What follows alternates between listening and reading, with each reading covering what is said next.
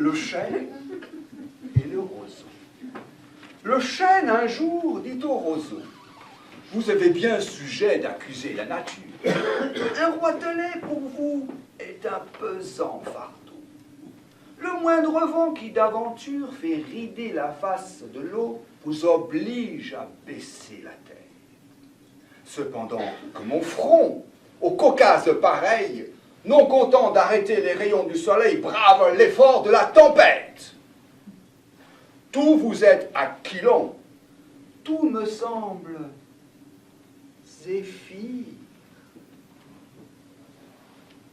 Encore, si vous naissiez à l'ombre du feuillage dont je couvre le voisinage, vous n'auriez pas tant à souffrir, je vous défendrais de l'orage. Mais vous naissez le plus souvent sur les humides bords des royaumes du vent. La nature envers vous me semble bien injuste. Votre compassion, lui répondit l'Arbuste, part d'un bon naturel. Mais quittez ce souci. Les vents me sont moins qu'à vous redoutables. Je plie.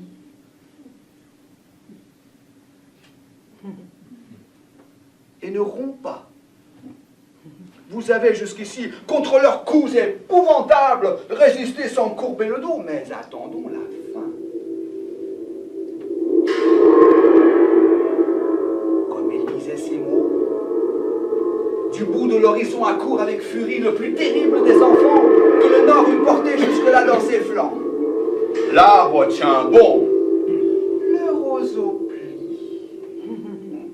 Le vent redouble ses efforts et fait si bien qu'il déracine celui de qui la tête au ciel était voisine et dont les pieds touchaient à l'empire des morts.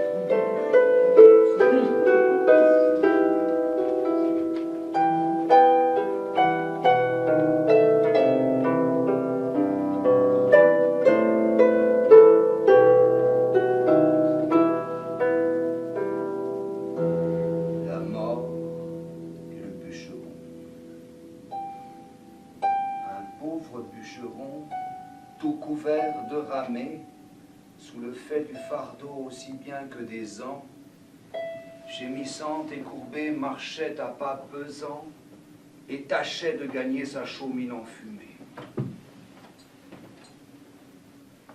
Enfin, n'en pouvant plus d'efforts et de douleurs, il met bas son fagot, il songe à son malheur. Quel plaisir a-t-il eu depuis qu'il est au monde? En est-il un plus pauvre en la machine ronde? Sa femme, ses enfants, les soldats, les impôts, les créanciers et la corvée lui font d'un malheureux la peinture achevée. appelle la mort.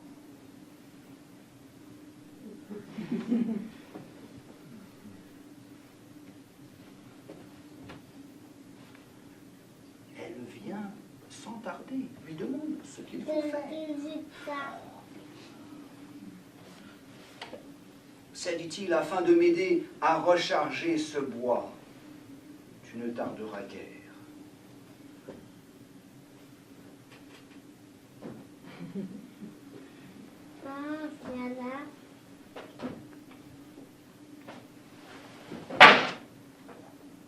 Le trépas vient tout guérir. Mais ne bougeons d'où nous sommes, plutôt souffrir que mourir. C'est la devise des hommes.